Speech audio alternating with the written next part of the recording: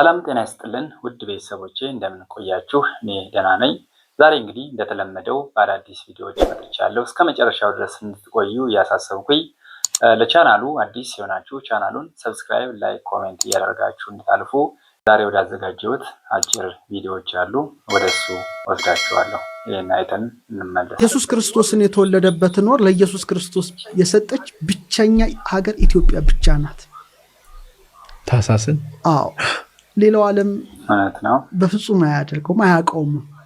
የትም ዓለም ዙር እንግዲህ ስንት ሀገሮች አሉ? ዓለም ላይ ብዙ ሀገሮች አሉ አይደል? 200 ከዛ በላይ ሊሆን ይችላል። አንዱም ሀገር ብትሄድ ወሩን ለኢየሱስ ክርስቶስ የሰጠ ኢትዮጵያ ታገኝ። ምን ማለት ነው? ታሳስ ማለት ኢየሱስ ማለት ነው አይደለም።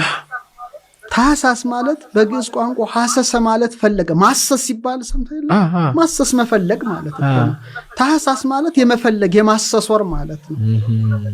ሶስቱ ነገስታት ወርቅ፣ ዕጣን፣ ከርቤ ይዘው ኮከብ እየመራቸው እያሰሱ ከሀገር ወደ ሀገር እያሰሱ የተወለደው አይሁድ ንጉሥ ወዴት አለ? እርሱን ኮከብ በምስራቅ አይተን ለእርሱ ልንሰግድ መጥተናል ብለው አስሰው ስላገኙት ነው ታህሳስ የተባለ። የለም ምድር ላይ ብትፈልግ አታገኝም። ከዚህ በቀር ምን ልትለው ትችላለህ? እና ለሰባ ሰገል የሰጠች ናት ወሯ። ሌላው ዓለም ምንም ልትለው አትችልም። ጣዖት ነው የተሸከመው። እውነት ነው። እንግዲህ ዶክተር እንደተናገሩት ኢትዮጵያ እንግዲህ አንድ ትልቅ ነገሯ ምንድነው? ጌታችን ኢየሱስ ክርስቶስ እንግዲህ የተወለደበትን እንግዲህ በዓመት በወርም የምታስቀምጥ ብቸኛው ሀገር፣ ሌሎች እንዳሉት ጣዖታትን እንደተሸከሙ ነው የገለጹትና እውነት ነው። ምንም ጥርጥር የለውም። ለአባታችን ቃለ ሕይወትን ያሰማልን። እውነት ነው። ለጌታችን ኢየሱስ ክርስቶስም ክብር ምስጋና ለእሱ ይሁን። እኛንም ይርዳን ይጠብቀን ማለት ነው። ሌላ ቪዲዮ አለ፣ እሱ ላይ አይተን እንመለስ። ለገና በዓል በግ የምታርዱ ሰዎች በደንብ አድርጋችሁ ስሙኝ። ስለ አንድ የሚገርም በግ ልንገራችሁ። ነገር ግን ማርያምን የበግ ማስታወቂያ አይደለም እየሰራ ያለሁት፣ ይጠቅማችኋል። በደንብ ስሙኝ እና ይሄ በግ በጣም ከሌሎች ሁሉ የሚለይ በግ ነው። የት ሀገር እንደሚገኝ እነግራችኋለሁና በጉ ስጋው በጣም ይጣፍጣል። በጣም የሚጥም ስጋ አለው። በቃ ተስማሚ ነው ደግሞ በዚያ ላይ ለጤና ማለት ነው። እና ደግሞ ስጋው ማለት ነው በቃ በልታችሁ አጨርሱትም ያለው በረከት የእውነቴን ነው የምላችሁ። ስለዚህ ይሄ በግ እንዳያመልጣችሁ። ይሄ በግ ሌላ ለየት የሚያደርገው ነገር እረኝነት ስፍራ ራሱ በጎችን እየከበበ የሚጠብቃቸው በግ ነው። እንግዲህ በግን ሲጠብቅ አይታችሁ አታውቁማ? ይሄ ግን ይለያል። በጎችን የሚጠብቅ በግ ነው። ምን እሱ ብቻ በር ላይ የሚያስወጣና የሚያስገባ በግ ነው። በዚያ ላይ ደግሞ መልኩ ሲያምር ነጭ ነው። አቤት ማማሩ! ይሄ በግ ማን ነው? በግ ኢየሱስ ክርስቶስ። እየውላችሁ ገናን ከዚህ በግ ስጋ ሳትበሉ እንዳታሳልፉት። እርሱ የዓለምን ኃጢአት የሚያስወግድ በግ ነው። እርሱ የበጎች እረኛ ነው። እርሱ የበጎች በር ነው። እርሱ የበጎች መሰማሪያ ነው። አይገርምም? ይሄ በግ ታርዶ ተሰውቶ ለኛ ምግብ የሆነን አማናዊው በግ። በፍጹም ገናን ከዚህ በግ ሳትቀምሱ እንዳታሳልፉት። አባቶቻችንም በስንክሳራቸውና በፍትሐ ነገሥት ላይ ማለት ነው ለልደት ስጋ ወደሙ እንድንቀበል ይመክሩናል። ስለዚህ እንዳያመልጣችሁ፣ ልደትን ስጋ ወደሙ ተቀበላችሁ አሳልፉ። እውነት ነው። አባታችን እንግዲህ እንደሰማችኋቸው ነው እና እውነት ነው። ትክክለኛ የበጉን እንግዲህ ስጋና ደም መውሰድ ያለብን ያው ትክክለኛውን በግ ነውና በዚህ ዓለም ላይ ያለው ሁሉም ነገር ያልፋል። ሁሉም ነገር እንግዲህ እንደጥላ ያልፋል ነው ነገሩና ትልቁ ነገር ግን ጌታችን ኢየሱስ ክርስቶስ ስጋው ደሙን መብላት እንዳለብን መጠጣት እንዳለብን ነው። በበግም ሐሳብም ቢሆን ብዙዎቻችን በእርግጠኝነት ተሸውደን ይሆናል። ያው በግ ሲሉ እንግዲህ በዚህ ዓለም ላይ በበዓል በምን እናርደው በግ አይደለም። ነገር ግን በጉ ራሱ ምንድነው? የበጎች ጠባቂ ነው። እሱም ማን ነው? መድኃኔዓለም ኢየሱስ ክርስቶስ ነውና የሱን ስጋና ደም መብላት መጠጣት አስፈላጊ ነው ማለት ነው። ስለዚህ ሁልጊዜም ከምናርደው መስዋዕት ከምናደርገው በግ ይልቅ የኢየሱስ ክርስቶስን ስጋና ክቡር ደሙን መውሰድ ወደዚህ ቪዲዮ ወስዳችኋለሁ። አይተን እንመለሳለን። ሰዎች ቤተክርስቲያን መጥተው የሆነ ስህተት ከሰሩ አለቀላቸው። አንድ ሰውዬ እሑድ ጠዋት ቤተክርስቲያን መጣ ከሚስቱ ጋር መጥቶ አያውቅም። በግድ እንደው ለምናው እስቲ ዛሬ እንኳን አስቀድስ በዓል ነው ብለው ሊያስቀድስ መጣና ቅዳሴው ተካሂዶ ስብከት እየተሰበከ ያለ ሞባይሉ ጮኸ፣ ስልኩ። ከዛ ሲጮህ ቤተ መቅደስ ውስጥ ያለው ሰው በሙሉ ዞሮ ገላመጠ። ያማትባል ግማሹስ እንደዚህ አይደል ምንለው? እንደው ቤተክርስቲያን መጡ፣ ሁሉም ሰው ባይኑ ገረፈው። ከዛ ኪሱ ጠፋበት ራሱ። አንዳንዴ ሰው ሲያይ እኮ ያስደነግጣል አይደል? እንዴት አድርጌ ልዝጋው ብሎ እንደምንም ብቻ ዘጋው።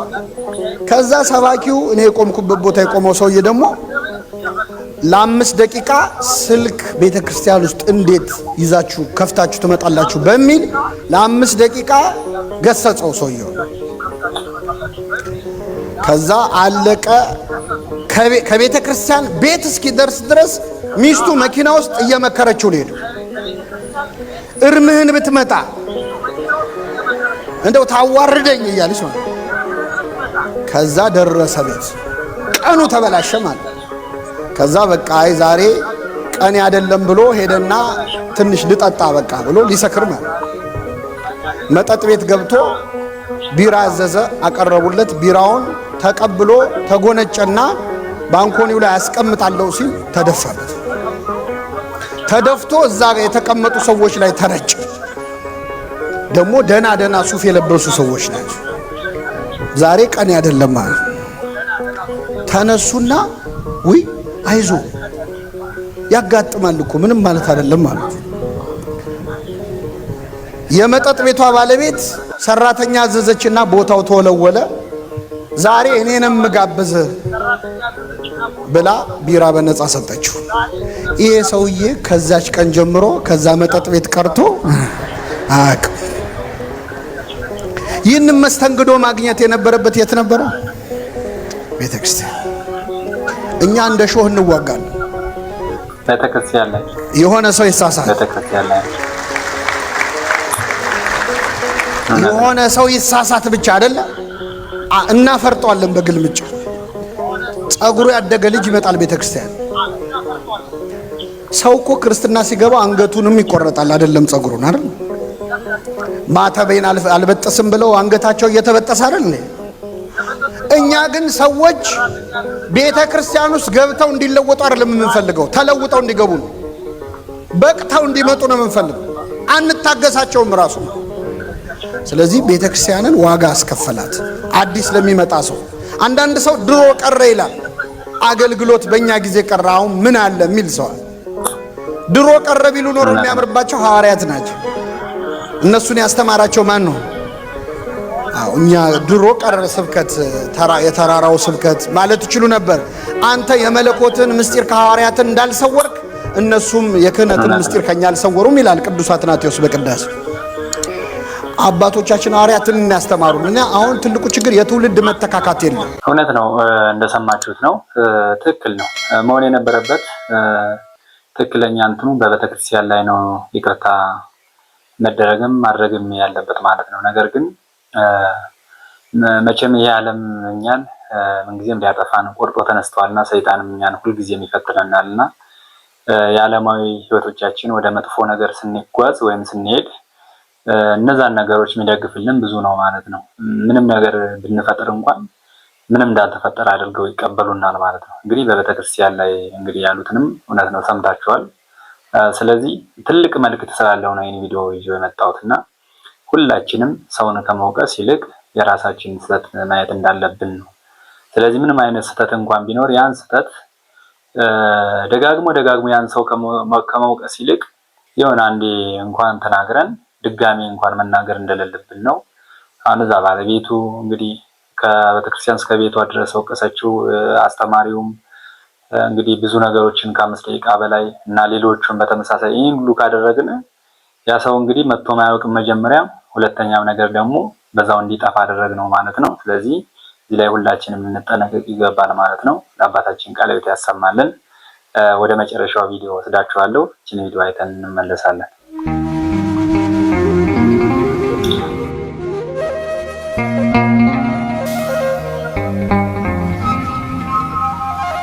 በጣም ልዩ የሆነ ቦታ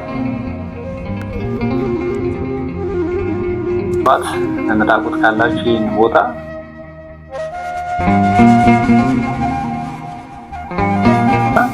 በጣም ደስ ይላል። ገደሉ በዛ በገደሉ ሰዎቹ ሲሄዱ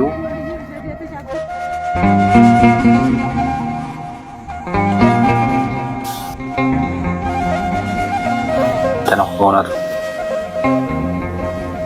የሚገርም ነው።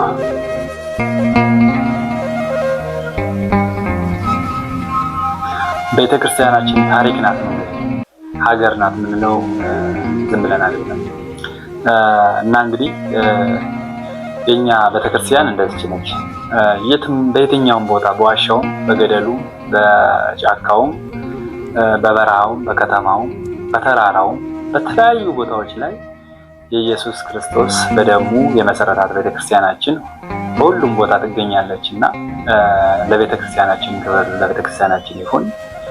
እንዲሁም ደግሞ ለመስራቹ በደሙ ለመሰረታት ለኢየሱስ ክርስቶስ ክብር ምስጋና ይገባል እና ሁላችንም በምንችለው ወደምንችለው ገዳማቶች እየሄድን ገዳማቶችን መጎብኘትና ተሳልመን መምጣት እንዳለብን መልእክት አስተላልፋለሁ ማለት ነው። እንግዲህ ቤተሰቦቼ የዛሬው ቪዲዮ ይህን ይመስል ነበር። አይሆፕ ብዙ ነገር እንዳገኛችሁበት ተስፋ አደርጋለሁ። ቁም ነገርም እንዳገኛችሁበትም እንዲሁ አጠር መጠን ያለች ቪዲዮ ናት። ብዙም የተንዛዛ ነገር አይደለም። በእነዚህ 2-3 ቪዲዮዎች ትልቅ ትምህርት እንዳገኛችሁበት ተስፋ አደርጋለሁ። ለቻናሉ አዲስ የሆናችሁ ቻናሉን ሰብስክራይብ፣ ላይክ፣ ኮሜንት እያደረጋችሁ እንድታልፉ እያሳሰብኩኝ በቀጣይ በአዳዲስ ነገሮች እንገናኛለን። እስከዛ ግን ሰላም ሁኑልኝ። አመሰግናለሁ።